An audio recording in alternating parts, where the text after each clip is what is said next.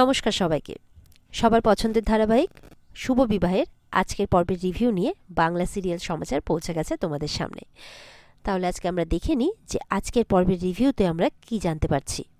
শুরুতেই একজন ছেলে মানে যার সাথে ধাক্কা লেগেছিল, একজন ভদ্রলোক, এর আগের দিন তেজের যার সাথে ধাক্কা লেগেছিল সে গিয়ে সুধার পাশের সিটে বসে। সে আর কেউ নয়, তিনি হচ্ছেন ফেমাস ফটোগ্রাফার প্রীতম সিংহ রায়, যার সাথে ছবি তোলার জন্য সবার একটা ড্রিম থাকে। তো বাসের মধ্যে আরও মেয়েরা রয়েছে, তারা সব বলাবলি করছে, দেখ কত সুন্দর ছবি তুলেছে, এটা ফেমাস ফটোগ্রাফার প্রীতম সিংহ রায়ের তোলা। আমি যখন বড় মডেল হয়ে যাব না, তখন উনিই ছবি তুলবেন, মানে ওনাকে দিয়ে ছবি তোলাবো। কেউ বলছে আমার বিয়ের ফটোগ্রাফার আমি ওনাকে দিয়ে করাবো, মানে ছবি তোলাবে। এরকম সব কথাবার্তা বলছে, সবার একটা স্বপ্ন আর কি প্রীতম সিংহ রায়। তো সে সুধার পাশে বসেছে। সুধা তো মনমরা হয়ে বসে আছে। কিছুক্ষণ পরেই ওদিকে তেজ তো খুঁজে পাচ্ছে না সুধাকে। বাসটা ক্রস করতেই তেজ কিন্তু জোরে জোরে সুধা সুধা বলে ডাকতে থাকে। সুধা শুনতে পায়, তখন বলছে বাস কন্ডাক্টরকে, বাস থামাও, বাস থামাও, কেউ আমাকে ডাকছে, বাস থামাও, আমি যেতে পারবো না। তখন প্রীতম বলছে যে বাস তো চলতে শুরু হয়ে গেছে, আপনি তো একটু আগে বাসে উঠলেন। আর কন্ডাক্টর বলছে আপনি কি বলছেন বলুন তো, কে ডাকছে আপনাকে।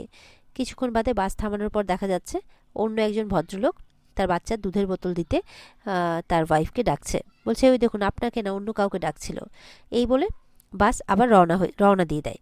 তারপরে পেছনে দেখা যাচ্ছে যে তেজ কিন্তু সেই বাসের পাশে পাশে দৌড়চ্ছে একটা আশা নিয়ে। তারপরে বাসের ধাক্কাতে অলরেডি পড়ে যায়, আর কোনো আশা খুঁজে পায় না।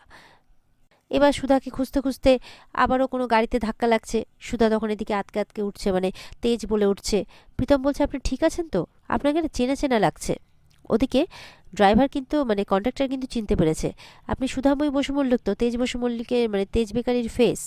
তখন প্রীতম বলছে ও আচ্ছা, এবার তাই বলছি আপনাকে চেনা চেনা কেন লাগছে, আপনি তো তেজ বেকারির ফেস, সুধাময়ী বসু মল্লিক, তার সাথে সুধা ম্যারেজ ব্যুরো আপনার। আপনার সাথে দেখা করার ইচ্ছে আমার অনেক দিন থেকেই ছিল। আমি আসতামও খুব রিসেন্টলি আপনার সাথে মিট করতে, কিন্তু এইভাবে আপনার সাথে দেখা হয়ে যাবে সত্যি আমি ভাবতে পারিনি। মানে যেখানে প্রীতম সিংহ রায়ের সাথে ছবি তোলার জন্য সবাই ওয়েট করে থাকে, দেখা পাওয়ার জন্য ওয়েট করে থাকে, এখনও পর্যন্ত তার একটা ছবি কেউ দেখেনি, শুধু তার কাজ দেখেছে। সেই প্রীতম সিংহ রায় নিজে নাকি দেখা করতে চেয়েছে সুধাময়ী বসু মল্লিকের সাথে, আর কোইন্সিডেন্টলি এইভাবে তাতে দেখাও হয়ে গেছে। প্রীতম দেখছে আমি কথা বলেই যাচ্ছি, কিন্তু উনি একটাও কথা বলছেন না। বলছে আপনার কি মন খারাপ? তাও সুধা চুপ করে আছে। প্রীতম বুঝতে পারে নিশ্চয়ই কিছু হয়েছে। এরপরে কন্ট্রাক্টর এত টিকিট বলছে। সুধা বলছে আমি তো টিকিট কাটেনি। তখন প্রীতমই 950 টাকা দিয়ে তার টিকিটটা কেটে দেয়, আর সেই টিকিটটা সুধার হাতে দেয়। সুধা চুপচাপ নিয়ে নেয়, কোনো কথা বলছে না। সুধা কিন্তু মনে মনে তেজের কথাই ভাবছে, আর বলছে যে সত্যি কি আমাদের আর কোনোদিনও দেখা হবে না তেজ? ওদিকে সুধার মা কিন্তু সুধার জন্য চিন্তা করছে যে আমার মেয়েটাকে তুমি রক্ষা করো, সবার উপরে অভিমান করে কোথায় যে চলে গেছে। ও তো এখন আর একা নেই, ওর সঙ্গে একটা ছোট্ট প্রাণ আছে, তুমি দেখো ঠাকুর। ওদিকে দেখা যাচ্ছে হসপিটালের মধ্যে ইমন ঠিক নার্স সেজে চলে গেছে। ডেলিভারি তো হয়ে গেছে, নার্স এসে ভালো খবর দিয়ে যায়, সবাই খুশি হয়। কিন্তু ওদিকে ইমন এবার বাচ্চাটা চুরি করতে গেছে, আর সে তার কাজে সাকসেসও পেয়ে যায়। কারণ কিছুক্ষণ বাদে একটা ডক্টর এসে তাদেরকে একটা খারাপ খবর শোনায় যে যেই বাচ্চাটা হয়েছিল, ছেলে হয়েছিল, সে নাকি আর বেঁচে নেই। এটা শুনে তো তেজের মা চিৎকার করে ওঠে, সবার তো মনটা খারাপ হয়ে যায়। আশুতোষও বেবির সাথে কাটানো সমস্ত মুহূর্তের কথা মনে করতে থাকে। সবাই অধীর আগ্রহে বসেছিল বেবির মুখ দেখার জন্যে, কিন্তু কেউ পায় না। জোসনার মা বলছে আমি কি বলে কি উত্তর দেব, কি বলবো তাকে, যেই মুহূর্তে তাকে বলবো সেই মুহূর্তেই তো ওকে তো বাঁচানো যাবে না। এদিকে ভেতর থেকে চিৎকার শুনতে পায় জোসনার। আশুতোষ গেছে ভেতরে। তখন ভেতরে সবাই ছুটে যায়, গিয়ে বলছে যে মানে জিজ্ঞাসা করছে আর কি, কি হয়েছে মা। আর ওদিকে দেখা যাচ্ছে যে সুধা যে বাসটাতে যাচ্ছিল সেই বাসটা কিন্তু ব্রিজের উপরে গিয়ে টলমলো করছে। আচমকায় তারপরে ব্রিজ থেকে ভেঙে বাসটা একদম জলের মধ্যে পড়ে যায়, অ্যাক্সিডেন্ট হয়ে যায় বড়সড় বাসে। দিকে তেজের ঠাম্মি বলছে মেজমাকে তুমি একদম ঠিক কথা বলেছিলে, ওই যে গজাননের মুকুট পড়ে গেল সেটাই আমাদের ধ্বংসের ইঙ্গিত দিল।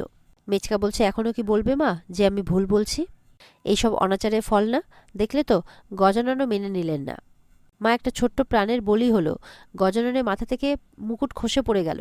মা তুমি মারো ধরো, আমাকে এই পরিবার থেকে তাড়িয়ে দাও, কিন্তু তুমি যদি এই পরিবারটাকে বাঁচাতে চাও তাহলে বাড়িতে আবার অনুশাসন ফিরিয়ে আনো, এই বাড়িটাকে আবার অনুশাসন দিয়ে বাঁধো মা, না হলে কিন্তু ধ্বংস হয়ে যাবে, ভেসে যাবে সবকিছু।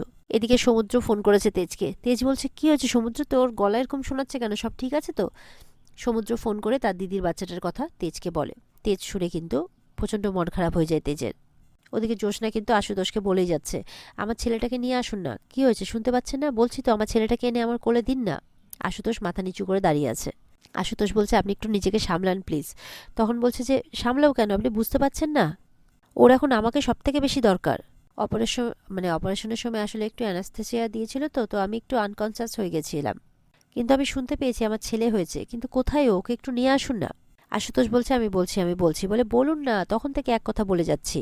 জ্যোৎস্না বলছে, দেখুন না, নার্স সমানে বলছে যে আমি নাকি বেবিকে এখন দেখতে যেতে পারবো না। বলে, আপনি এখন বেবিকে দেখতে যেতে পারবেন না, আশুতোষও বলছে। এরপরে জ্যোৎস্না নিজেই যাবে বলছে, বলে আপনি যেতে পারবেন, আপনি বসুন না। বলে, দেখুন, আপনি ইমোশনটা কোনোদিনই বুঝতে পারবেন না। আপনি তো ওর নিজের বাবা নন। যদি নিজের বাবা হতেন তাহলে বুঝতে পারতেন। আশুতোষ বলছে, হ্যাঁ, আমি নিজের বাবা নই, কিন্তু বিশ্বাস করুন আমি নিজের সবটা দিয়ে ওকে ভালোবেসেছি, নিজের ভেবেছি সবসময়। তখন জ্যোৎস্না বলছে, তাহলে কেন আমাকে যেতে দিচ্ছেন না? তখন আশুতোষ জ্যোৎস্নাকে জড়িয়ে ধরে। জ্যোৎস্না বলছে, কি হয়েছে বলুন তো, আমাকে বলুন, কি হয়েছে? আপনি কেন আমাকে ওর কাছে নিয়ে যাচ্ছেন না? আশুতোষ বলছে, আপনি নিজেকে সামলান। জ্যোৎস্না বলছে, আমি নিজেই যাব, ছাড়ুন। এ বলে নেমে পড়েছে খাট থেকে। বলছে, আমি নিজেই যাব। আশুতোষ আটকালেও আটকাচ্ছে না। এদিকে ব্যথা নিয়েই নেমেছে। তখন তেজ আসে। তেজকে বলছে, আমার বেবি কোথায়? তেজ বলছে, নেই। জ্যোৎস্না বলছে, নেই মানে? জ্যোৎস্না বলছে, মানে? তেজ বলছে, আমরা সব হারিয়েছি, সব শেষ হয়ে গেছে। জ্যোৎস্না বলছে, মিথ্যে কথা বলছিস তাই না? এসব কিছুই হয়নি, মিথ্যে কথা বলছিস। তেজ বলছে, এটাই সত্যি দিদি, ট্যাম্পার নেই। তেজ বলছে, বলে, এটা হতে পারে না, এটা হতে পারে না। তেজ বলছে, যে থাকার নয় তাকে তুই আটকে রাখতে পারবি না। তা আমিও পারিনি, দেখ, শুধু আমাকে ছেড়ে চলে গেছে। আজ তোর সন্তান, সেও এই দুনিয়া আসার আগেই তোর হাত ছেড়ে চলে গেছে। জ্যোৎস্না তো এবার হাউমাউ করে কাঁদতে শুরু করেছে। আর জ্যোৎস্নাকে গিয়ে তখন সবাই সামলাচ্ছে। এদিকে ইমন কারোর সাথে ফোনে কথা বলছে। নার্সের বেশি কাজ হয়ে গেছে। ইমন বাজিমাত করে দিয়েছে। জ্যোৎস্না কখনো জানতে পারবে না যে তার ছেলে বেঁচে আছে আর তার ছেলে আমার কাছে আছে। বলছে, ধরা পড়ার কোনো চান্সই নেই। বলছে, বসু মল্লিক পরিবারের পতন এবার শুরু হয়ে গেছে। বসু মল্লিক পরিবার এবার ধুলোয় মিশে যাবে। এদিকে বাসটা অ্যাক্সিডেন্টের ওখানে পুলিশ পৌঁছে গেছে। বলছে, প্যাসেঞ্জারদের অবস্থা নাকি খুবই খারাপ, বাঁচার কোনো চান্স নেই। এদিকে জ্যোৎস্না কেঁদেই চলেছে। বলছে, মা, আমার ছেলেকে যেখান থেকে পারো এনে দাও, যেখান থেকে পারো। কাঁদতে কাঁদতে অজ্ঞান হয়ে যায়। তখন সবাই মিলে বেডে শোয়ায়। ডক্টর এসে চেক আপ করছে জ্যোৎস্নার। ডক্টর বলছে, আপনাদেরকে বারবার করে বলেছিলাম যে কোনোভাবে ওনাকে উত্তেজিত করা যাবে না। নার্স সবাইকে বাইরে গিয়ে বসতে বলছে। এদিকে আশুতোষের কাছে বারবার করে ফোন আসছে, কেটে দিচ্ছে, তাও আসছে। আশুতোষ এবার রিসিভ করে বলছে, আরে তুমি কি ননসেন্স? তুমি বুঝতে পারছো না আমি একটা পার্সোনাল ক্রাইসিসের মধ্যে আছি, এখন কথা বলতে পারবো না। তখন আশুতোষকে কিন্তু সেই অ্যাক্সিডেন্টের খবরটা জানায় যে একটা অনেক বড় অ্যাক্সিডেন্ট হয়ে গেছে। বলছে, প্যাসেঞ্জারদের পুরো ক্রিটিক্যাল অবস্থা স্যার। আশুতোষ বলছে, লিস্ট বানাও, লিস্ট পাঠাও। এদিকে তেজ আসে, কিছু সমস্যা হয়েছে? বলছে, একটা বাস অ্যাক্সিডেন্ট হয়ে গেছে ভয়াবহ। তখন তেজ বলছে, ও আচ্ছা, ঠিক আছে, আপনি তাহলে যান, আমি আছি। বলে, কি করে যাব? দেখছেন অবস্থা, এই সবটা একা সামলাতে পারবে? সবটা এলোমেলো হয়ে গেল সবটা। তেজ বলছে, দিদির ভিতরে কি চলছে আমি খুব ভালো করে বুঝতে পারছি। যমজ তো আমরা, তাই যারা যমজ হয় তাদের সুখ দুঃখ সব একসাথে হয়। আমাদেরও তাই হচ্ছে। আমাদের দুজনের লাইফ থেকে একদম প্রিয়জন একেবারে ছেড়ে চলে যাচ্ছে। আশুতোষ বলছে যে একটু অন্যভাবে ভাবতে হবে আমাদের, এটা ঠিকভাবে ভাবা হচ্ছে না। তেজ বলছে, না না, শুধু আমাকে ছেড়ে চলে গেছে, কোথাও খুঁজে পাচ্ছি না ওকে আমি। আশুতোষ বলছে, দেখুন, আমি জানি যে আপনার ভিতরে কি হচ্ছে, কিন্তু আমি এটা জানি না যে সুধা কোথায়, আমরা কেউই জানি না। তবে আমি আপনাকে এই কথাটা দিচ্ছি যে সুধা যেখানেই থাকুক না কেন আমি খুঁজে আনবো, আপনি শক্ত হন। আশুতোষ বোঝাচ্ছে তেজকে। তেজ বলছে, আমার খুব অস্বস্তি হচ্ছে জানেন, আমার বারবার মনে হচ্ছে আমার সুধা ভালো নেই। বলছে, কিছু একটা হয়েছে। তখন প্যাসেঞ্জারের লিস্ট নিয়ে চলে এসছে আরেকজন, মানে কনস্টেবল। আশুতোষ বলছে, আরে যারা নিহত হয়েছে, যাদের বডি পাওয়া যায়নি, সেই লিস্টটা কোথায়? বলে, এই যে। বলে, হ্যাঁ, এটা আগে দেখাবে তো, পড়ো নামগুলো, পড়ো। নামগুলো পড়ছে। ওদিকে তেজকে বলছে আশুতোষ যে, আপনি যান, দিদির কাছে যান, আমি এদিকটা সামলে আসছি। এরপরে তেজ যখন যাচ্ছে তখন কিন্তু এদিকে নিহতদের লিস্টের মধ্যে সুধাময়ীর নামটাও বলে এই কনস্টেবল। সেটা শুনে কিন্তু তেজ, আশুতোষ সবাই অবাক হয়ে যায়। আর এখানে আজকের পর্ব শেষ হয়ে যায়। তো বন্ধুরা, এই ছিল আজকের পর্বের রিভিউ। ভালো লেগে থাকলে পর্বকে লাইক কমেন্ট করে জানাতে ভুলবে না, আর আমাদের সাথে জুড়তে আমাদের চ্যানেলকে সাবস্ক্রাইব করতেও ভুলবে না। দেখা হচ্ছে তোমাদের সাথে আগামীকালকে। সবাই ভালো থাকবে। আমাদের এই রিভিউয়ের বিস্তারিত দেখতে, মানে এই পর্বের বিস্তারিত দেখতে অবশ্যই স্টার জলসার পর্দায় চোখ রাখবে। টাটা।